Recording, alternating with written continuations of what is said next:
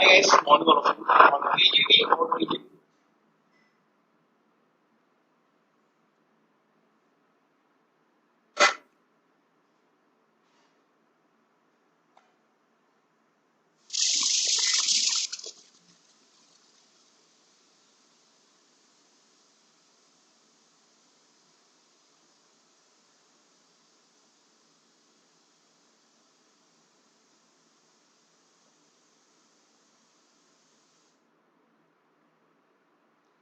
Good morning students, welcome to platform channel.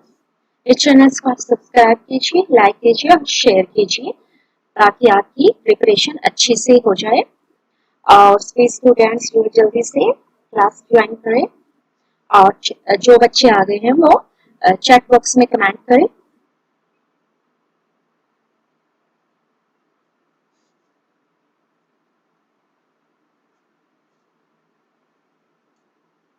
तो ये जो हमारा न्यू सीटेट बैच है 15 अगस्त से शुरू हो चुका है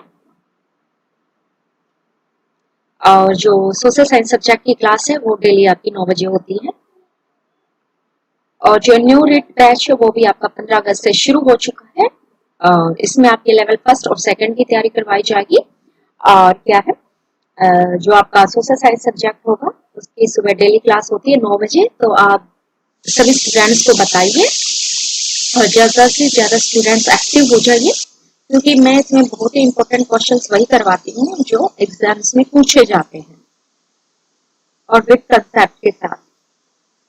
अगर आपको नेट जेआरएफ का क्रैश कोर्स चाहिए, लाइव क्लास चाहिए, नोट चाहिए या मॉक टेस्ट चाहिए, प्रीवियस ईयर पेपर चाहिए या कोई भी आपका डाउट है तो आप ज्वाइन कर सकते हैं। व्हाट्सएप नंबर दिया गया है और प्लेटफॉर्म टेलीग्राम चैनल से आप जुड़ सकते हैं कोई भी अपडेट जानने के लिए। ये हमारे टेलीग्राम चैनल से यूजीसी फर्स्ट पेपर के लिए और कोई भी गवर्नमेंट जॉब के लिए अपडेट चाहिए आपको, उसके लिए हमने जो है अपने टेलीग्राम चैनल्स बनाया हुआ है। और केबीएस, यूपी, पीजीटी, टीसीटी की तैयारी करने के लिए भी जो है आपका टाइम टेबल आप सामने देख सकते हैं स्क्रीन के ऊपर। और 9 बजे आपकी सोशल साइंस सब्जेक्ट की क्लास होगी डेली। तो शुरू करते हैं class. Good morning all of you.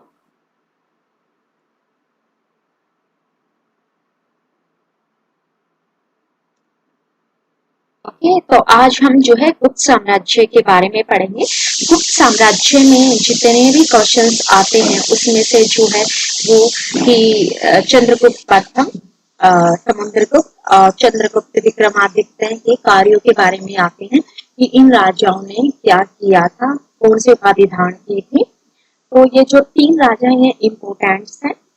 हर युग में जो है, हर पीरियड में जो महान व्यक्ति होते हैं सिर्फ उनके ही कामों को हम एग्जामिनर पूछता है, उन्हीं को इंक्लूड किया जाता है। वैसे तो गुप्त पीरियड में क्या था कि बहुत सारे जो है राजाओं ने वो जो है बहुत सारे राजा हुए थे गुप्त साम्राज्य में, लेकिन सिर्फ उन्हीं राजाओं का हम यहाँ पर स्टडी करेंगे जिन्होंने योगदान दिया है गुप्त काल को स्वर्ण काल बनाने में। तो गुप्त साम्राज्य के जो सबसे पहले राजा है वो श्रीगुप्त माना जाता है। तो क्वेश्चंस में कई बार आता है कि ऑप्शन में पूछा जाता है कि गुप्त साम्राज्य की स्थापना किसने की थी, तो श्रीगुप्त ने की थी या चंद्रगुप्त प्रथम ने की थी। वैसे तो गुप्त साम्राज्य की स्थापना श्रीगुप्त ने ही की थी, लेकिन वास्तविक संस्थापक जो है वो चंद्रगुप्त प्रथम को ही माना जाता है। तो श्रीगुप्त जो थे वो गुप्त साम्राज्य के पहले राजा थे जिसने 3वीं शताब्दी ईस्वी में राजवंश की स्थापना की थी। श्रीगुप्त ने 240 ईस्वी से 280 तक शासन किया। उन्होंने महाराजा की उपाधि का प्रयोग किया था। ठीक है, तो इससे इम्पोर्टेंट श्रीगुप्त से सिर्फ एक ही क्वेश्चन पूछा जाता है कि गुप्त साम्राज्य के की स्थापना किसने की थी, हु एस्टैब्लिश्ड गुप्तास डायनेस्टी। तो वो थे श्रीगुप्त। अब इसके बाद आता है घटोत्कच गुप्ता। जो घटोत्कच गुप्त था, ये इन्होंने भी क्या किया था, महाराजा की उपाधि धारण ली थी। जो क्वेश्चन ऐसा पूछा जाता है कि कौन सा राजा सबसे पहले आया, क्रोनोलॉजिकल ऑर्डर में जब हम इसको लगाते हैं घटनाक्रम के अनुसार, तो पहले श्रीगुप्त राजा हो, इसके बाद घटोत्कच गुप्त हुए। तो इनसे बस यही इंपॉर्टेंट क्वेश्चंस पूछे जाते हैं, हम आगे देखेंगे। चंद्रगुप्त प्रथम जो है ये बहुत ही इंपॉर्टेंट है। Kuljinder good morning. ओके, तो चंद्रगुप्त प्रथम के बारे में ये इंपॉर्टेंट है, एग्जाम्स में अक्सर इससे जो है क्वेश्चन पूछा जाता है। तो जो है चंद्रगुप्त प्रथम इसी से इंपॉर्टेंट है। इससे पहला क्वेश्चन यही पूछा जाता है कि कौन सा गुप्त शासक था जिसने सबसे पहले महाराजाधिराज की उपाधि धारण की। तो this is very important questions who asked in exams. तो वो थे महाराजाधिराज की उपाधि धारण करने वाले चंद्रगुप्त प्रथम। और इस चंद्रगुप्त प्रथम से हैं जो 3-4 क्वेश्चन पूछे जाते हैं। इन्होंने 319 से 334 ईस्वी तक शासन किया। इन्होंने गुप्त युग, गुप्त संवत की जिसको शुरुआत माना जाता है वो चंद्रगुप्त प्रथम ने ही की थी। तो चंद्रगुप्त प्रथम ने 3 क्वेश्चन यहाँ से आते हैं कि गुप्त साम्राज्य का पहला राजा कौन था जिसने की महाराजाधिराज की उपाधि धारण की, तो वो था चंद्रगुप्त प्रथम। फिर दूसरा क्वेश्चन इससे पूछा जाता है कि किसने गुप्त संवत की शुरुआत की थी, तो गुप्त संवत या गुप्त युग की शुरुआत करने वाले चंद्रगुप्त प्रथम को माना जाता है। तीसरा क्वेश्चन है कि किस गुप्त राजा ने लिच्छवी राजकुमारी कुमार देवी से विवाह किया था। तो इसने लिच्छवी राजकुमारी, ये नेपाल में पड़ता है, राजकुमारी कुमार देवी से विवाह किया था। एग्जाम में इस तरीके से भी क्वेश्चन आता है कि लिच्छवी राजकुमारी कुमार देवी किसकी पत्नी थी, तो वो चंद्रगुप्त प्रथम की थी। तो इस तरीके से जो है चंद्रगुप्त प्रथम के बारे में क्वेश्चंस पूछे जाते हैं और इसको गुप्त साम्राज्य का वास्तविक संस्थापक माना जाता है।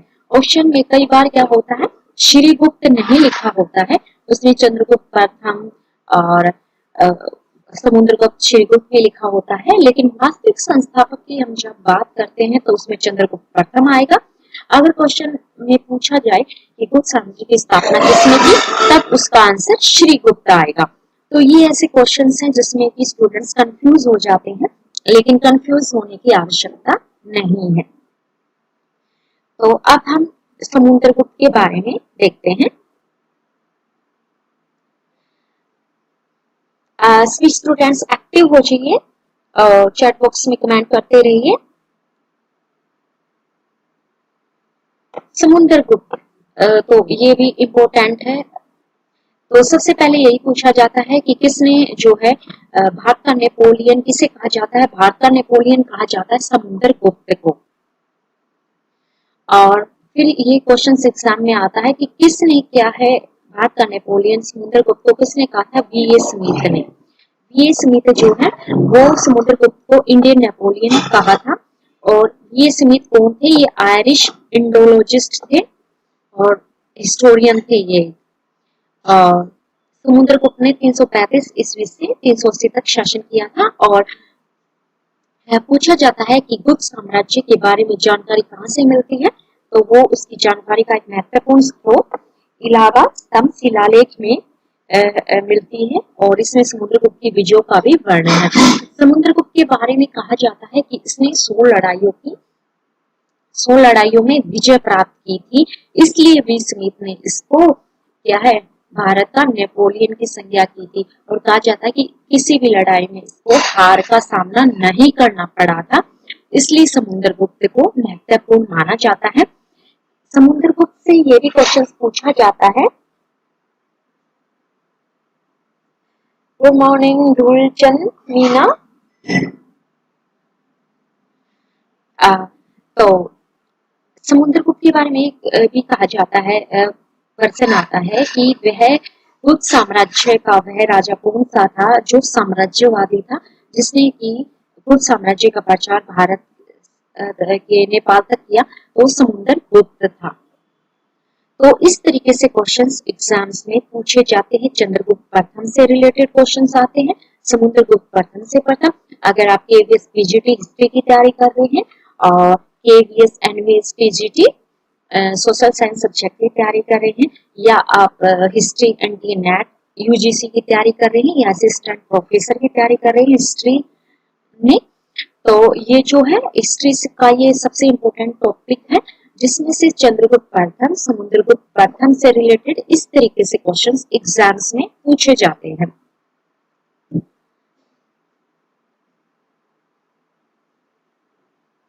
बाकी सभी स्टूडेंट्स एक्टिव हो जाइए और चैट बॉक्स में लिखिए। अब हम जो है अभी तक हमने हिंदी में देखा, जो हिंदी में स्टूडेंट्स उनके लिए वो नोट्स था। अब जो हमारे इंग्लिश मीडियम के स्टूडेंट्स हैं उनके लिए इंग्लिश में जो ये कंटेंट है, तो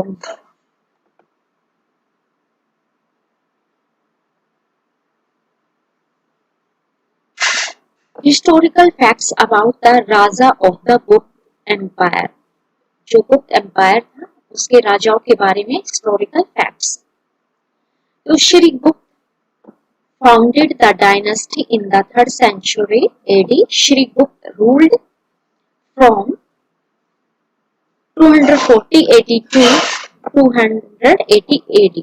He used the title of Maharaja. So Shri Gupta was the first king of the Gupta dynasties. Next king was Ghatotkacha Gupta. He replaced Shri Gupta and he also took the title of Maharaja. Exams में question पूछे जाते हैं कि किसने महाराजा की उपाधि धारण की थी और किसने महाराजाधिराज की उपाधि धारण की थी। There is difference between Maharaja and Maharajadhiraj. Chandragupta प्रथम, जो चंद्रगुप्त प्रथम, he is the important ruler of Gupta dynasty. He assumed the title of Maharajadiraj. Maharajadiraj means king of kings. Maharajadiraj means king of kings, राजाओं का राजा। तो जो he was Chandragupta first. He assumed the title of Maharajadiraj. These questions in exams, who assumed the title of Maharajadiraj. This is very important title, and he ruled from 319 to 334 AD. He started the Gupta era, also called Gupta Samvat. And question also asked who started the Gupta era or Gupta Samvat. So Chandragupta Pratham started the Gupta era and he married the Lichwi prince Kumar Devi. Questions also asked on this who married the Lichwi prince Kumar Devi. So Chandragupta first married the Lichwi prince Kumar Devi. The next important ruler of Gupta dynasty is Samudragupta first. Samudragupta. He has been called the Indian Napoleon by V.A. Smith. So he has been called the Indian Napoleon by V.A. Smith. V.A. Smith was Irish idolist and art historian. Samudragupta ruled from 335 AD to 380 AD. His extensive conquests are mentioned in the Allahabad pillar inscriptions. So his conquests are mentioned in the Allahabad pillar inscriptions. Allahabad pillar inscription was written by Harishen. So these are the important questions which are asked in the exams, like KVS TGT History, KVS TGT Social Science, PRT also. Now let's see Chandragupta Diptiya. सबसे important है चंद्रगुप्त द्वितीय। तो चंद्रगुप्त प्रथम, समुद्रगुप्त और जो important है अब वो है चंद्रगुप्त द्वितीय। मंजिता कुमारी, गुड मॉर्निंग। तो चंद्रगुप्त द्वितीय है, ये गुप्त साम्राज्य का इम्पोर्टेंट रूलर है। इन्होंने 380 से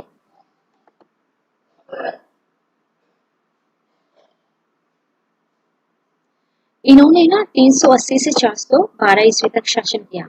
इन्होंने अपने दरबार में 9 रत्न रखने का श्रेय दिया जाता है। एग्जाम्स में जो क्वेश्चन ज्यादातर पूछा जाता है वो यही पूछा जाता है कि कौन सा गुप्त साम्राज्य था जिसके दरबार में 9 रत्न रहते थे। तो वो 9 रत्न रहते थे चंद्रगुप्त द्वितीय। चंद्रगुप्त द्वितीय ने विक्रमादित्य की उपाधि भी धारण की थी। इन्होंने जब शकों को हराया था तब इन्होंने विक्रमादित्य की उपाधि धारण की थी। तो ये 2 क्वेश्चंस यहाँ से हमें बनते हैं। Koli Rajeshwari, good morning. और जो भी इम्पोर्टेंट क्वेश्चंस यहाँ से एग्जाम्स में आए हुए हैं, मैं उन्हीं क्वेश्चंस को आपको बताऊंगी कि किस तरीके से वो एग्जामिनर क्वेश्चंस पूछता है। तो एक क्वेश्चन ऐसे पूछा जाए, चंद्रगुप्त द्वितीय ने कौन सा राजा था जिसके दरबार में 9 रत्न रहते थे। तो वो था चंद्रगुप्त द्वितीय। चंद्रगुप्त द्वितीय ने कौन सा टाइटल, कौन सी उपाधि धारण की थी। तो वो थी इसकी विक्रमादित्य। और वह इस पर एक और क्वेश्चन पूछा जाता है कि वह कौन सा राजा था जिसको देवराज भी कहा जाता है। तो चंद्रगुप्त द्वितीय को भी देवराज भी नाम दिया गया है। तो वो इसके अब 9 रत्नों के नाम देखते हैं। कालिदास। क्वेश्चन पूछा जा सकता है कि कालिदास किसके समय महत्वपूर्ण कवि थे। तो ये चंद्रगुप्त द्वितीय के समय थे, ये गुप्त साम्राज्य के समय थे। 3 प्रकार से जो है प्रश्न इस पर पूछा जाता है कि कालिदास कौन से पीरियड में जो है महत्वपूर्ण कवि रहे। तो एक मौर्य साम्राज्य में या गुप्त साम्राज्य में। तो इसका राइट आंसर होगा वो है गुप्त साम्राज्य में। फिर पूछा जाएगा कि गुप्त साम्राज्य के कौन से राजा थे जिसमें कालिदास थे। तो वो चंद्रगुप्त द्वितीय के समय थे। और अमर सिंह थे। कालिदास ने बहुत से नाटक भी लिखे थे जैसे कि मेघदूत और भी लिखे थे। और अमर सिंह ने अमर प्रकाश एक व्याकरण लिखा था। धन्वंतरी ये जो है आयुर्वेद से जुड़े हुए थे। वराहमिहिर को जानते हैं, एक खगोल शास्त्री से जुड़े हुए थे। और वररुचि ने भी जो है व्याकरण प्राकृत प्रकाश लिखा था। प्राकृत व्याकरण के बारे में जानकारी हमको वररुचि ने दी थी। घटकरण और शर्पाणक और बेलाभट्ट और शंकु। तो एग्जाम से पूछा जाता है कि इनमें से कौन कौन से 9 रत्न जो चंद्रगुप्त द्वितीय के दरबार में थे। तो उसमें नाम लिख देंगे, बेलाभट्ट, शंकु, शर्पाणक, घटकरण, वररुचि। तो आपको पहचानना कि ये 9 रत्न थे जो चंद्रगुप्त द्वितीय के समय थे। बेलाभट्ट ये जादूगर माने जाते थे। शंकु थे, शर्पाणक थे जिनको भिक्षु माना जाता है। तो ये 9 रत्न थे जिसका अपना अपना योगदान था। चंद्रगुप्त द्वितीय ने क्या है, उन्होंने विक्रमादित्य उपाधि की धारणा की थी। जब इन्होंने सबको हराया था चंद्रगुप्त द्वितीय ने, तब यह उपाधि धारण की थी। क्वेश्चन इस तरीके से भी पूछा जाता है कि विक्रमादित्य की उपाधि चंद्रगुप्त द्वितीय ने कब धारण की थी। जब उसने सबको को हराया था तब उसने यह उपाधि धारण की थी। और क्वेश्चन ये भी पूछा जाता है कि कौन सा शासक था जिसने चांदी के सिक्के सबसे पहले चलाए गुप्त साम्राज्य में। तो गुप्त साम्राज्य में सबसे पहले चांदी के सिक्के चलाने वाले चंद्रगुप्त द्वितीय थे। तो ये मैंने यहाँ पर है 6-7 क्वेश्चंस आपको बताएं कि चंद्रगुप्त द्वितीय से जो क्वेश्चंस पूछे जाएंगे वो इस तरीके से ही पूछे जाते हैं कि चांदी के सिक्के चलाने वाले कौन थे, चंद्रगुप्त द्वितीय थे। तो जितने भी क्वेश्चन चंद्रगुप्त द्वितीय से एग्जाम्स में पूछे जाते हैं वो मैंने आपको यहाँ पे बताया है। अब कुमारगुप्त प्रथम के बारे में पढ़ें। कुमारगुप्त प्रथम को इसलिए याद किया जाता है क्योंकि उन्होंने नालंदा विश्वविद्यालय की स्थापना की थी। तो 3 क्वेश्चन जो है इस पे कुमारगुप्त प्रथम से एग्जाम में पूछे जाते हैं। यस कोहली, अभी मैं हिस्ट्री की करवा रही हूँ। हिस्ट्री में जो इम्पोर्टेंट टॉपिक जो एग्जाम्स में ज्यादातर क्वेश्चन जहाँ से लिए जाते हैं, तो मैं अब कल भी मैंने हिस्ट्री करा था, आज हिस्ट्री करा था। उससे पहले मैंने वो सिविक्स, नागरिक शास्त्र, पॉलिटिकल साइंस के बारे में पढ़ा था, आपको मौलिक अधिकारों के बारे में। तो कल मैं आपके लिए ज्योग्राफी लेके आऊंगी। अभी मैंने 2 दिन आपको हिस्ट्री से रिलेटेड जो इम्पोर्टेंट टॉपिक है जिनसे क्वेश्चन एग्जाम में आते ही आते हैं, वो मैंने सिलेक्ट करके आपको हिस्ट्री के कराए हैं। और अब फिर कल मैं आपके लिए ज्योग्राफी का इम्पोर्टेंट टॉपिक लेके आती हूँ, क्योंकि जो सोशल साइंस है उसमें ज्योग्राफी, पॉलिटिकल साइंस, हिस्ट्री और इकोनॉमिक्स, ये 4 सब्जेक्ट्स होते हैं जिससे क्वेश्चंस पूछे जाते हैं। और पीजीटी हिस्ट्री में सिर्फ हिस्ट्री से रिलेटेड ही क्वेश्चंस आते हैं।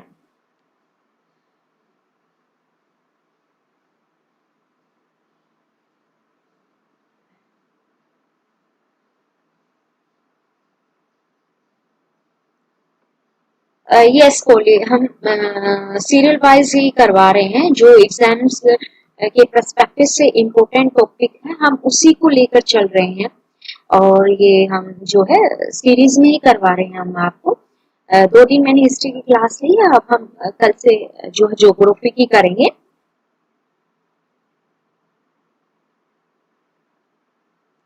ओके, तो अब हम कुमारगुप्त फर्स्ट से जो क्वेश्चंस एग्जाम्स में पूछे जाते हैं,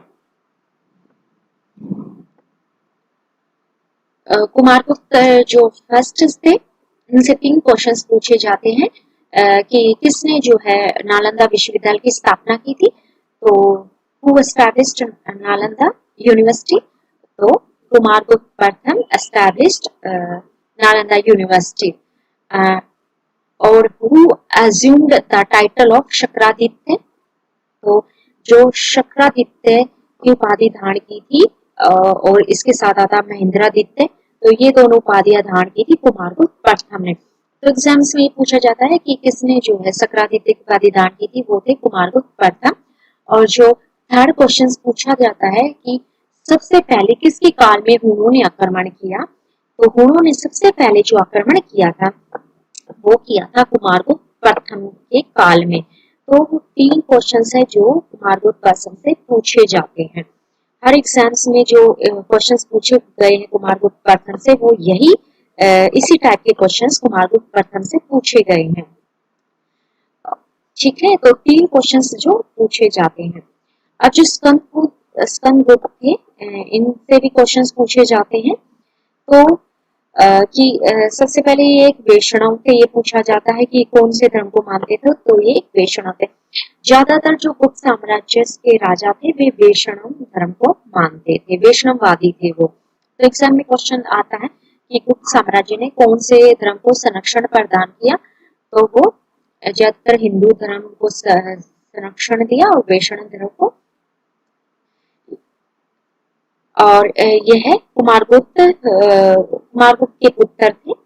ठीक है, स्कंदगुप्त के बारे में एक और क्वेश्चन पूछा जाता है कि दूसरी बार हुनों ने आक्रमण किसके काल में किया था, तो दूसरी बार हुनों ने आक्रमण स्कंदगुप्त के काल में किया था। और स्कंदगुप्त शक्तिशाली राजा थे जिन्होंने की हुनों को हरा दिया था। तो ये क्वेश्चंस है स्कंदगुप्त से पूछे जाते हैं। और विष्णुगुप्त जो है इनके बारे में सिर्फ यही है कि ये अंतिम राजा थे गुप्त साम्राज्य के। तो जितने इम्पोर्टेंट क्वेश्चंस हैं जो गुप्त साम्राज्य के राजाओं के से रिलेटेड पूछे जाते हैं कि कौन से किंग्स ने कौन सा काम किया, वो हमने डिस्कस किया है। तो पहले श्री गुप्त ने इसकी स्थापना की, फिर हमने पढ़ा घटोत्कच, चंद्रगुप्त प्रथम, समुद्रगुप्त प्रथम, और समुद्रगुप्त प्रथम का बेटा था चंद्रगुप्त द्वितीय, फिर कुमारगुप्त प्रथम और स्कंदगुप्त। उसके बाद जो लास्ट राजा थे वो थे विष्णुगुप्त।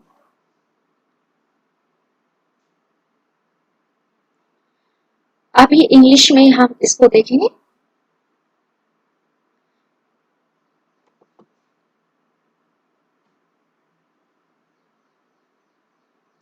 डोंट वरी कोहली, हम आप अच्छे से, बहुत ही अच्छे से आपकी जो है तैयारी करवाएंगे। हम हर सब्जेक्ट को लेके साथ चलेंगे, और जो भी MCQ क्वेश्चंस भी करेंगे इनके। अभी हम थ्योरी प्लस जोहान्स के क्वेश्चन साथ में लेके चल रहे हैं, और जब आपका एग्जाम्स बिल्कुल पास हो जाएगा तो हम MCQ क्वेश्चंस की प्रैक्टिस करेंगे जो एग्जाम्स में पूछे जाते हैं, तो आपके जो है पूरे अच्छे से कवर हो जाएगा। बस आप रेगुलर रहना जरूरी है, क्लास आप रेगुलरली अटेंड कीजिए, और इससे क्या है आपको एग्जाम्स में काफी हेल्प मिलेगी, काफी क्वेश्चंस एग्जाम में आपको मिलेंगे। देखना, तो चंद्रगुप्त सेकंड जो थे उन्होंने 380 to 412 AD तक शासन किया। He is credited with the having 9 gems in his court. Kalidas, Amar Singh, धर्मंत्री, Varahamihira, Vararuchi, घटकरण, और ये था कशप्रनाग और बेलभट्ट and Shanku. So these are the 9 gems in the court of Chandragupta II. He assumed the title of Vikramaditya. He was the first ruler in the Gupta dynasty to issue silver coins. This is very important questions who asked in the exams. Who issued silver coins? So Chandragupta II issued silver coins in Gupta Empire. So Kumargupta first, he ruled from 413 AD to 455 AD, or he founded Nalanda University. He was also known as Shakraditya. During his reign, the Hun invaded India. Huns invaded India. So, 3 important questions asked from Kumargupta first. He founded Nalanda University, and he was also known as Shakraditya, and the first Huns invaded in the reign of Kumargupta first. So these three questions are important, which are asked from Kumargupta first. So the next ruler is Chandragupta, who ruled from 455 AD to 467 AD. He was a Vaishnav, but adopted the tolerant policy. So, tolerant policy of his predecessors, and he was the son of Kumargupta first. And Vishnugupta was the last king of the Gupta dynasty. Now we will discuss about the most important facts about Gupta Empire. तो गुप्त वंश से जुड़े हुए महत्वपूर्ण तथ्य इस प्रकार हैं। देखिए, क्वेश्चन पूछा जाता है कि गुप्त काल को स्वर्णयुग क्यों कहा जाता है। तो here we will discuss here most important questions about Gupta dynasty. तो गुप्त काल में कला, विज्ञान, साहित्य के क्षेत्र में जबरदस्त प्रोग्रेस हुई, जिसके कारण इसे स्वर्णयुग गोल्डन एज कहा जाता है। तो ये क्वेश्चन आता है कि कौन से पीरियड को हम गोल्डन एज कह सकते हैं और क्यों कह सकते हैं। गोल्डन एज इसको जो है, इसलिए ये इम्पोर्टेंट हो जाता है कि जो एंशिएंट इंडिया में है वो गोल्डन एज पीरियड को माना जाता है। और क्यों माना जाता है? क्योंकि इस टाइम पे जो है आर्ट, साइंस और लिटरेचर के क्षेत्र में प्रोग्रेस देखने को मिलती है। और जब अंग्रेजों ने भारत को अंधकार में युग कहा कि भारत में जो है कोई भी पीरियड ऐसा नहीं है जहां हम विकास देखने को मिलते हैं, तब जो है जो नेशनलिस्ट हिस्टोरियंस हैं तो they talk about golden age of Gupta dynasty, और वो बताते हैं कि गुप्त पीरियड में हमने कला में भी, विज्ञान में भी, साहित्य में भी जबरदस्त प्रगति की थी। तो इसी वजह से इस पे क्वेश्चंस पूछे जाते हैं, क्योंकि ये हमारे भारतीय सभ्यता में इसको गोल्डन एज का नाम दिया गया है। और इसको गोल्डन एज का नाम भी, और सब ये क्वेश्चन भी पूछा जाता है कि कौन से साम्राज्य के दौरान जो है मंदिरों के निर्माण की शुरुआत हुई थी। तो पहला गुप्त साम्राज्य था ही जिसमें कि मंदिरों के निर्माण की शुरुआत हुई थी। तो ये भी क्वेश्चन इस प्रकार से पूछा जाता है।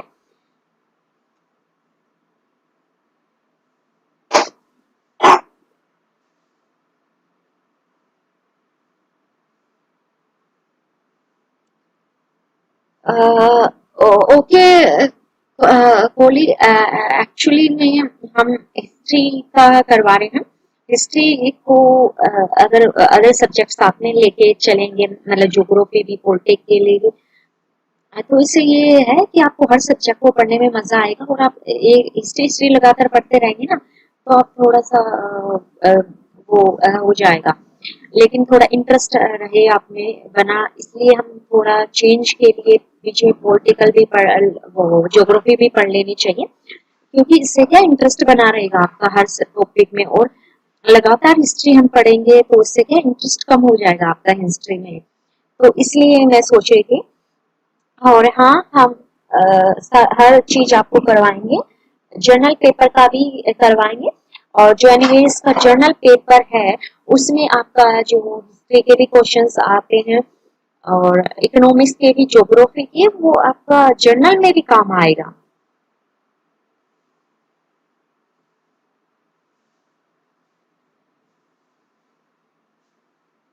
और तो पूछा जाता है कि मंदिरों के निर्माण की शुरुआत कौन से पीरियड में हुई। तो गुप्त साम्राज्य के समय से है वो शुरुआत होती है मंदिरों के निर्माण की।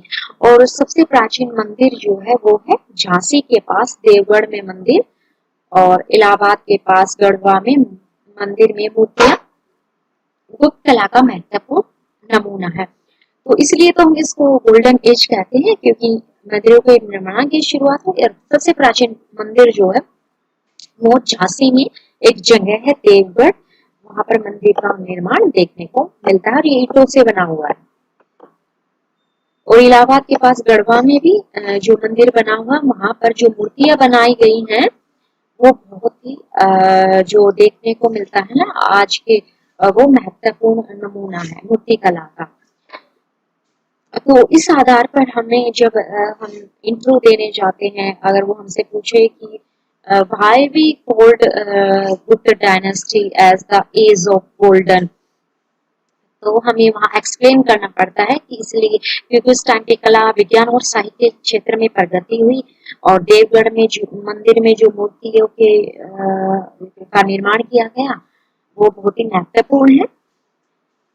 ओके, तो इस तरीके से एग्जाम्स में क्वेश्चंस पूछे जाते हैं जो गुप्त साम्राज्य के बारे में पूछे जाते हैं।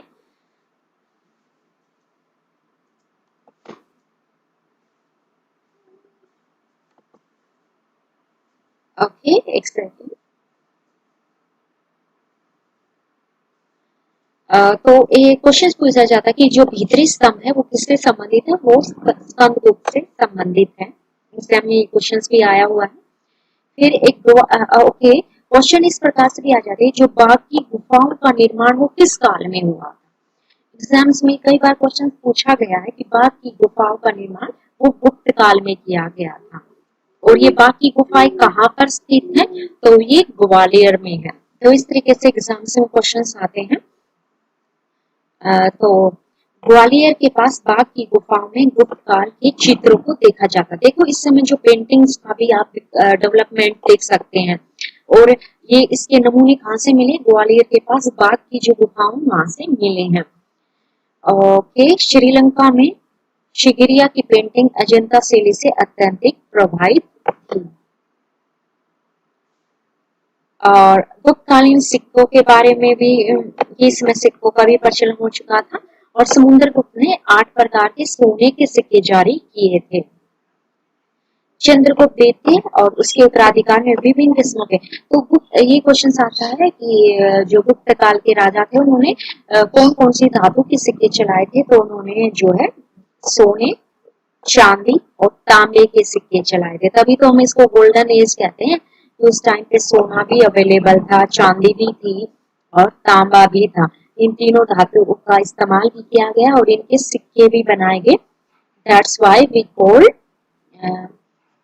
Golden age. ओके,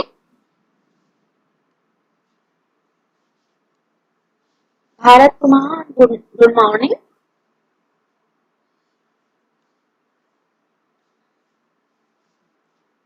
ओके, और क्वेश्चंस अब ये नेक्स्ट इंपॉर्टेंट क्वेश्चंस अब यहाँ हम डिस्कस करेंगे। देखिए, इसमें मैं आपको डिटेल में समझा रही गुप्त साम्राज्य के बारे में, और जो इम्पोर्टेंट क्वेश्चंस एग्जाम्स में पूछे गए हैं वो मैं यहाँ आपसे डिस्कस कर रही हूँ,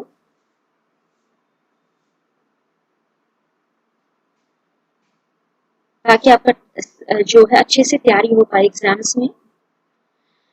आप जब अटेम्प्ट करोगे क्वेश्चन गुप्त पीरियड के बारे में, तो 100% आपको वो क्वेश्चन सभी के सभी मिलेंगे उनके आंसर एग्जाम्स में।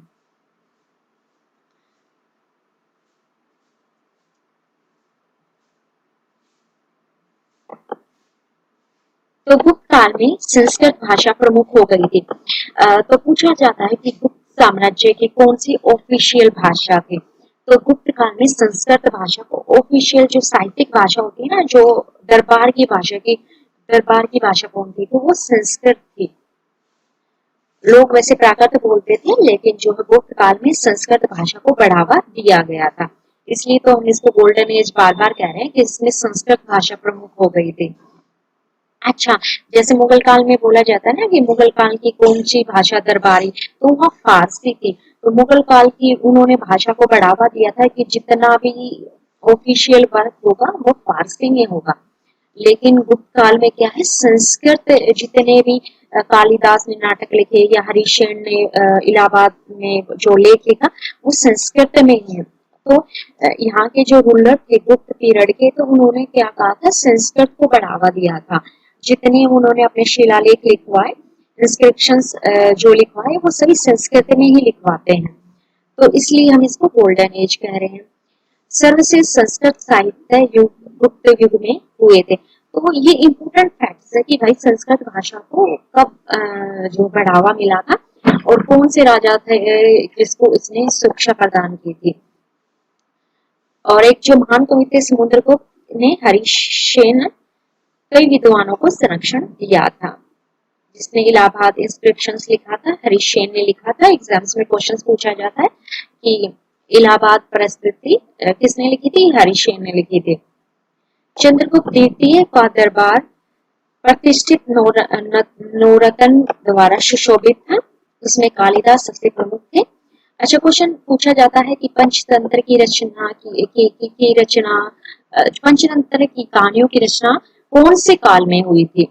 पंचतंत्र की कहानियां बहुत फेमस हैं, और पंचतंत्र की जो कहानियों की रचना गुप्त काल में हुई थी, और इसकी रचना विष्णुगुप्त ने की थी। पंचतंत्र की रचना विष्णुगुप्त ने की थी। और गुप्त काल में क्या क्या होता है, पुराणों की रचना भी गुप्त काल में हुई थी। जो हम देखते हैं ना, पुराणों की रचना इसी काल में हुई थी। और महाभारत और जो रामायण भी लिखा गया था, वो सब गुप्त काल में ही लिखा गया था। इसलिए हम इसको बार बार गोल्डन एज कह रहे हैं। गणित, खगोल विज्ञान, ज्योतिष, चिकित्सा, तो ये तो फील्ड है जिसमें एक शानदार गतिविधियों का साक्ष्य रहा है। और वराहमिहिर ने 5 खगोलीय प्रणाली पंच सिद्धांतिका की रचना की थी। क्वेश्चन पूछा जाता है कि जो पंच सिद्धांतिका की रचना किसने की थी। पंच सिद्धांतिका की रचना की थी वराहमिहिर ने। एग्जाम्स में आए हुए क्वेश्चन है, पंच सिद्धांतिका की रचना किसने की थी, वराहमिहिर ने की थी। और इसमें क्या वर्णन मिलता है, इसमें 5 खगोलीय प्रणाली का वर्णन पंच सिद्धांतिका में देखने को मिलता है। तो गुप्त काल में हमने देखा कि इसमें गणित, खगोल विज्ञान, ज्योतिष, चिकित्सा के क्षेत्र में काफी जो है समृद्धि देखने को मिलती है। संस्कृत का विकास हुआ, पुराणों की रचना हुई, महाभारत रामायण को गुप्त काल में लिखा गया, इसलिए हम इसको, और मंदिरों के निर्माण की शुरुआत भी वो गुप्त काल से होती है। तो this is are the important questions which are asked in exams। अब हम इसको इंग्लिश में देखते हैं। important facts related to Gupta dynasty।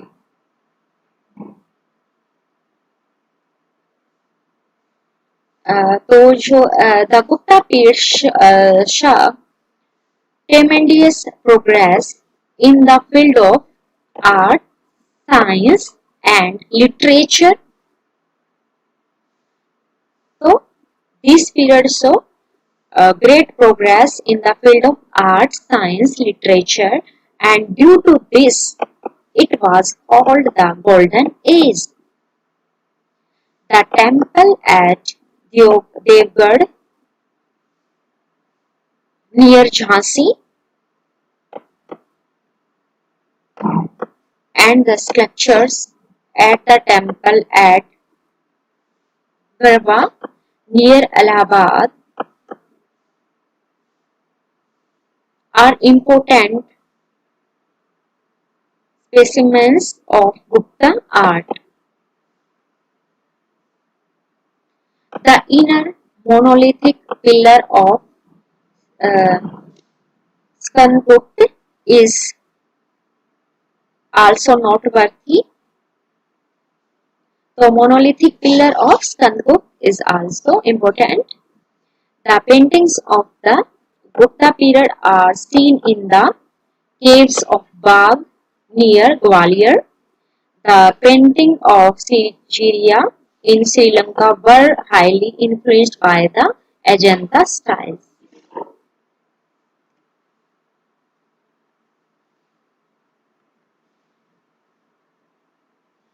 The Gupta coinage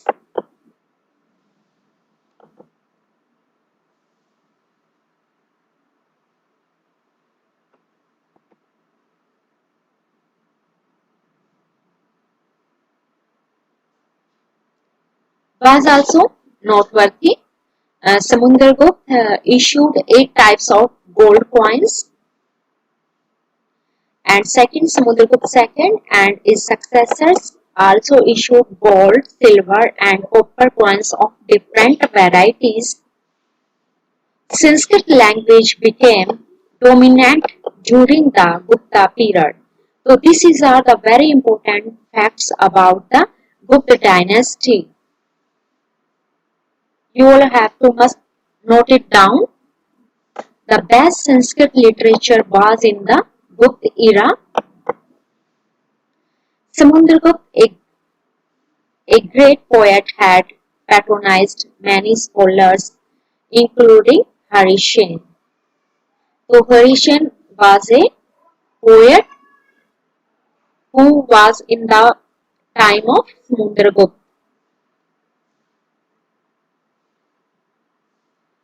अब हम मैं आपके लिए यहाँ पे MCQ क्वेश्चंस लेके आई हूँ जो एग्जाम से में पूछे गए हैं।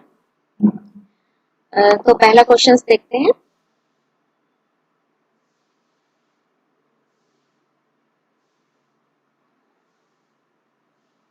गुप्तों द्वारा जारी किए गए चांदी के सिक्कों को क्या कहा जाता था? चांदी के सिक्के सबसे पहले किसने शुरू किए थे? सबसे पहले किए थे चंद्रगुप्त द्वितीय ने। चंद्रगुप्त द्वितीय को चंद्रगुप्त विक्रमादित्य का भी कहा जाता है, और सबसे पहले उसी ने चांदी के सिक्कों को चलाया था।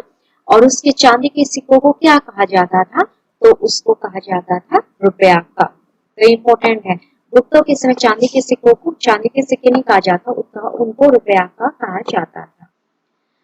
तो let's see this question in English. The silver coins issued by the गुप्त वर कॉल्ड। तो ऑप्शंस में इंक्लूड्स ए रुपया का, बी दिनारा, सी पाना, जी नन ऑफ दिस। तो right answer is option A. तो रुपया का is called the silver coins issued by Chandragupta द्वितीय। चंद्रगुप्त, विक्रमादित्य, द्वितीय। तो गुप्त प्रशासन था, लोकतांत्रिक था, गणतंत्र था, राजशाही था, इनमें से कोई नहीं। तो देखिए लोकतंत्र नहीं था क्योंकि जो राजा था वो लोगों के द्वारा चुना हुआ नहीं जाता था। गणतंत्र भी नहीं था कि लोगों के प्रतिनिधि जो होते हैं वो चुनते थे राजा को, ऐसा भी नहीं था। तो ये गणतंत्र भी नहीं था। तो there is difference between democracy and republic. और राजशाही, तो यहाँ पे मोनार्की थी, जो गुप्त प्रशासन था यहाँ पर राजशाही थी, क्योंकि जो राजा निर्णय लेता था उसको अंतिम माना, उसका जो है निर्णय अंतिम माना जाता था। जो गुप्त प्रशासन में क्या है, राजशाही चलती थी और राजा जो है देवी सिद्धांतों में विश्वास रखता था। देवी सिद्धांत होता है कि राजा को जो भी शक्तियां मिली हुई हैं वो सब मिली हुई हैं भगवान के जरिए, गॉड के जरिए उसको वो शक्ति मिली हुई है। और इसलिए जो राजा जो भी निर्णय लेता है, राजा का वचन ही जो है वो कानून माना जाता था। तो गुप्त प्रशासन में जो है वो मोनार्की, राजशाही था। यहाँ है गुप्त एडमिनिस्ट्रेशन वाज, तो ऑप्शन है डेमोक्रेटिक, ऑप्शन बी रिपब्लिक, सी मोनार्की। तो जो गुप्त एडमिनिस्ट्रेशन वाज मोनार्की। मोनार्की में सिर्फ राजा को ही फैसले लेने का अधिकार था और राजा ही किसी अन्य डायनेस्टी के साथ युद्ध करना है तो सारे फैसले राजा लेता था, इसलिए इसको मोनार्की कहते हैं। कालिदास किसके शासनकाल के दौरान रहते थे? तो आपको ऑप्शंस में मिलेगा देखने को, ए हर्षवर्धन के काल में थे, बी समुद्रगुप्त के काल में थे, सी समुद्रगुप्त मौर्य के काल में थे, या समुद्रगुप्त द्वितीय के काल में थे। देखिए समुद्रगुप्त मौर्य भी है और लेकिन समुद्रगुप्त द्वितीय है। समुद्रगुप्त जो है मौर्य साम्राज्य के राजा थे और जो है कालिदास, तो इसका जो राइट आंसर डी समुद्रगुप्त द्वितीय के काल में जो है कालिदास रहते थे। तो मैंने आपको ये पहले ही बता दिया था कि किस तरीके से क्वेश्चंस हैं, एग्जामिनर पूछता है चंद्रगुप्त द्वितीय के जो 9 रत्न हैं उनको लेकर किस प्रकार से वो क्वेश्चंस पूछता है। 9 जेम्स जिनके बारे में हमने बात की, तो ये Chandragupta. Kalidas lived during the reign of, तो इसका राइट आंसर है वो है D, as you can see on the screen, option D Chandragupta second. तो Kalidas lived during the reign of Chandragupta second. Okay, I already told you. Panchatantra किसके द्वारा लिखा गया था? अब तो आपको याद हो गया होगा पंचतंत्र किसके द्वारा लिखा गया था। ये लिखा गया था विष्णु शर्मा के द्वारा। पंचतंत्र की कहानियां आज भी बड़ी बच्चों को पढ़ाई जाती हैं, जो फर्स्ट से लेकर जो 5th स्टैंडर्ड के बच्चे होते हैं उनमें जो है पंचतंत्र की कहानियों को बच्चों को हिंदी में पढ़ाया जाता है और ये लिखी गई थी विष्णु शर्मा, इसलिए इम्पोर्टेंट क्वेश्चन बनता है। तो Panchatantra was written by Vishnu Sharma.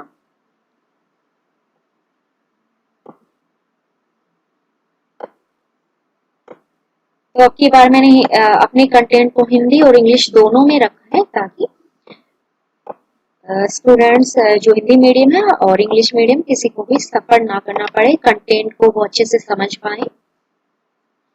और Panchatantra was written by Vishnu Sharma.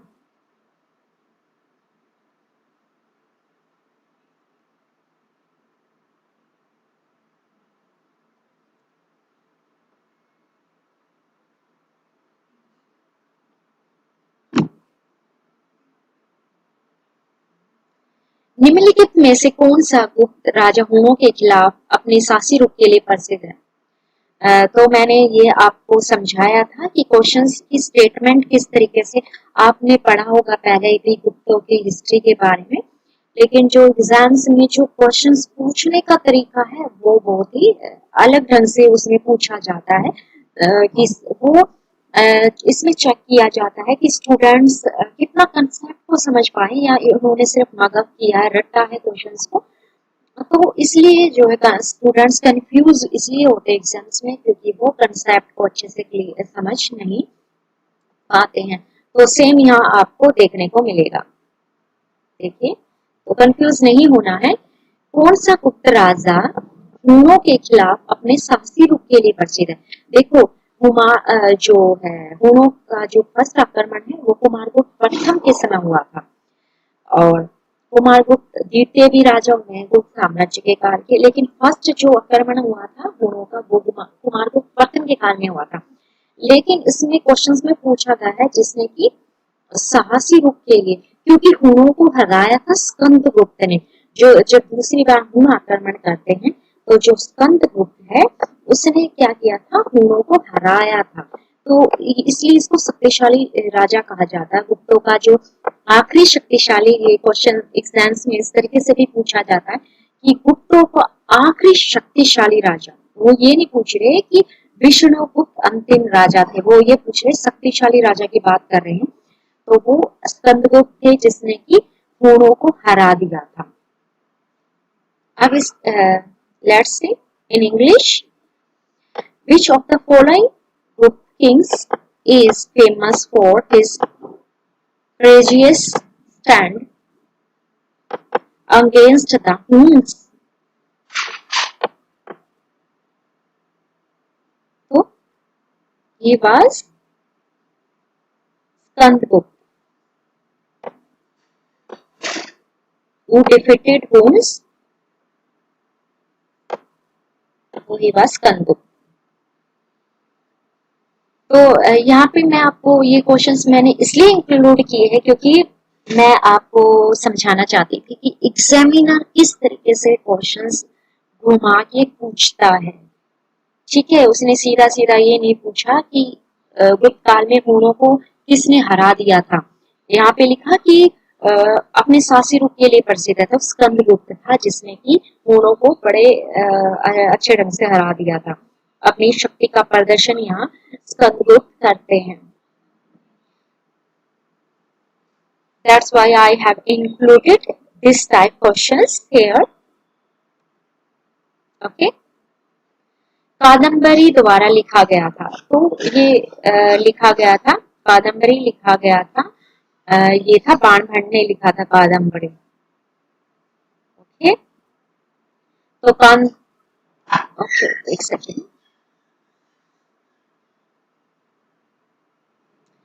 तो Kadambari was written by Banabhatta, और कादम्बरी जो बाणभट्ट थे ये हर्षवर्धन के समय के कवि हैं बाणभट्ट। तो ये चंद्रगुप्त द्वितीय के समय नहीं है, कंफ्यूज नहीं होना। बाणभट्ट जो है ये हर्षवर्धन के दरबारी कवि थे। तो बाणभट्ट हर्षवर्धन के समय थे और इसने कादम्बरी लिखा था।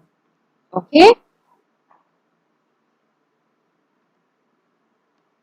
निम्न से किस राजा को Maharajadhiraj means king of king की उपाधि से अलंकृत किया गया था? तो ये थे ऑप्शंस, देख लीजिए। चंद्रगुप्त फर्स्ट, बी कनिष्क, सी चंद्रगुप्त मौर्य, डी चंद्रगुप्त द्वितीय। क्वेश्चंस आपको इस तरीके से मिलेंगे, कंफ्यूज नहीं होना है कि चंद्रगुप्त फर्स्ट थे या चंद्रगुप्त द्वितीय थे।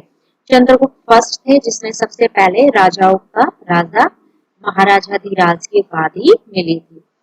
तो आपको पता भी होना चाहिए कि जो टाइटल है महाराजाधिराज, इसका क्या मतलब होता है? इसका होता है राजाओं का राजा। तो let's see this question in English.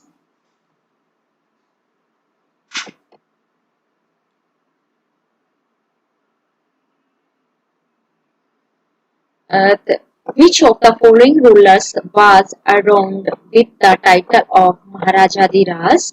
तो ये was Chandragupta first was assumed with the title of Maharajadiraj. Okay,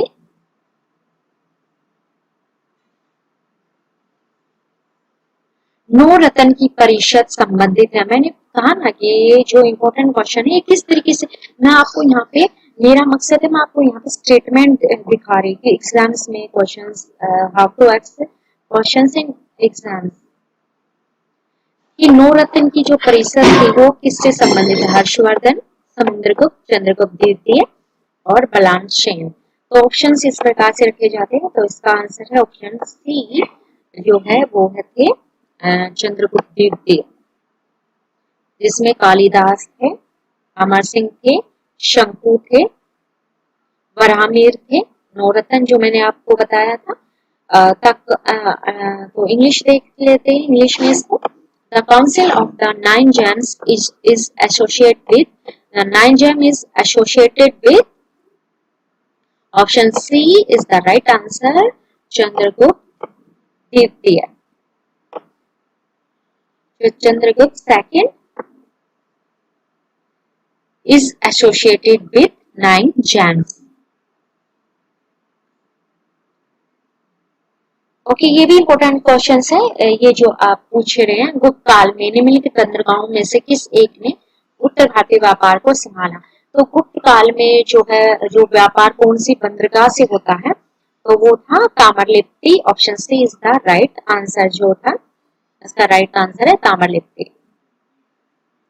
Tamralipti होती, इससे के जरिए जो व्यापार गुप्त साम्राज्य में होता था, और ये पूर्व में थी। तो क्वेश्चन आता है कि पूर्व में कौन सा प्रसिद्ध बंदरगाह स्थित है?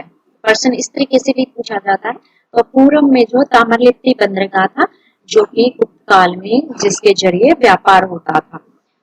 इंग्लिश में देख लेते हैं इसको, which one of the following parts, which one of the following ports handled the North Indian trade during the Gupta period? So right answer is option C, Tamarlippi is the right answer. ये है बंगाल में। Okay, important question है ये भी कि भारतीय दर्शन के जो 6 अलग अलग स्कूल थे, वेदांत, मीमांसा, सांख्य, योग, न्याय, वैशेषिक, किसके दौरान पूरी तरह से स्पष्ट हो गए थे? तो ये था गुप्त पीरियड। इसका राइट आंसर है वो ऑप्शन सी, गुप्त के टाइम पर ये इन्होंने अपनी जो है परिभाषा दी थी। ये फिलोसफी है सभी, किस तरीके से हमें नॉलेज मिलती है। तो ये जो 6 दर्शन है, फिलोसफीज, ये बताती हैं कि हमें नॉलेज कैसे मिलती है। वो वेदांत, मीमांसा, सांख्य, योग, न्याय, वैशेषिक, ये सब गुप्त के।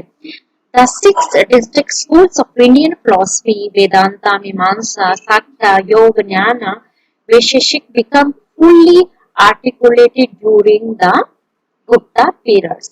तो गुप्ता एज में क्या होता है कि इनको अच्छे से पूरी तरह से स्पष्ट किए गए थे, इनकी व्याख्या को स्पष्ट किया गया था।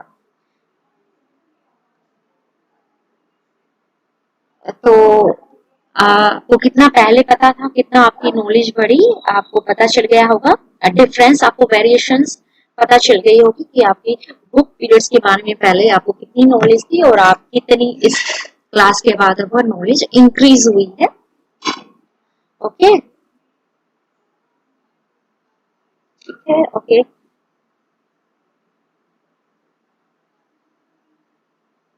तो thank you all of you, और सभी ने जिन्होंने भी एक्टिवली क्लास को अटेंड किया, पार्टिसिपेट किया, चैट बॉक्स में अपनी जो है आप फीडबैक दे सकते हैं और क्वेश्चंस पूछ सकते हैं आप चैट बॉक्स में। तो आप जो भी आप टाइप करते हैं उनका आंसर देने की मैं पूरी कोशिश करती हूँ ड्यूरिंग द क्लास। और तो हम कल एक नए टॉपिक के साथ फिर से कनेक्ट होंगे। कल सुबह के 9 बजे हम फिर से क्लास लेंगे। ओके, और इस वीडियो को लाइक जरूर कीजिए, आप लाइक कीजिए, शेयर कीजिए और बाकी स्टूडेंट्स को भी लाइव क्लास अटेंड करने के लिए बोलिए। और प्लेटफॉर्म चैनल्स को सब्सक्राइब कीजिए और इस वीडियो को लाइक जरूर कीजिए। Okay, thank you. तो हम कल मिलते हैं सुबह के 9 बजे। Okay, thank you all of you.